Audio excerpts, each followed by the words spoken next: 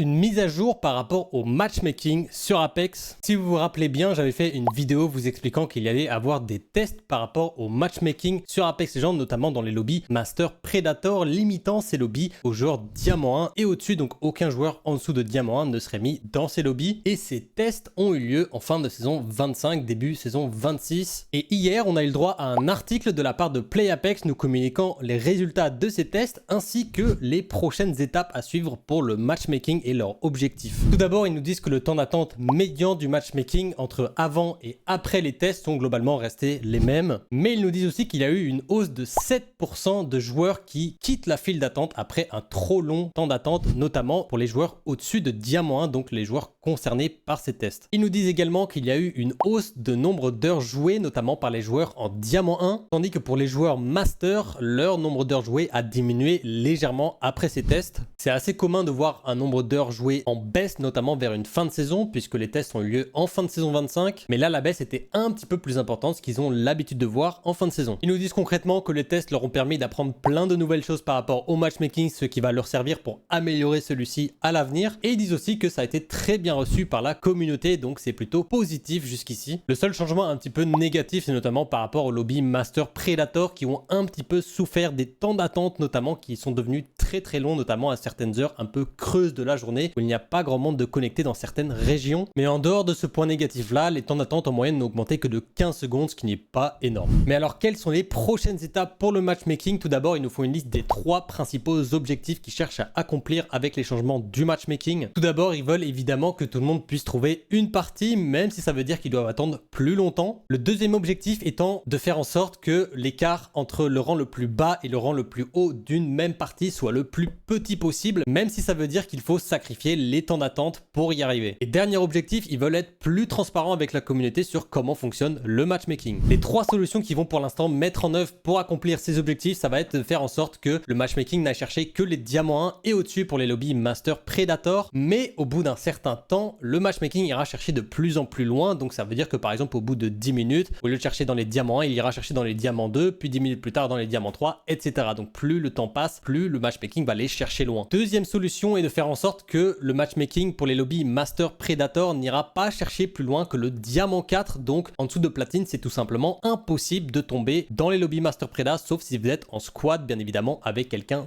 de diamant. Faites-moi savoir ce que vous pensez de ces changements apportés au matchmaking. Et puis comme d'habitude, n'oubliez pas de liker la vidéo, de la partager, mais surtout de vous abonner pour plus de contenu sur l'actualité, du contenu pédagogique et du contenu à haut niveau sur Apex Legends. Ça me soutient énormément, merci à vous. Et on se retrouve très bientôt pour une nouvelle vidéo.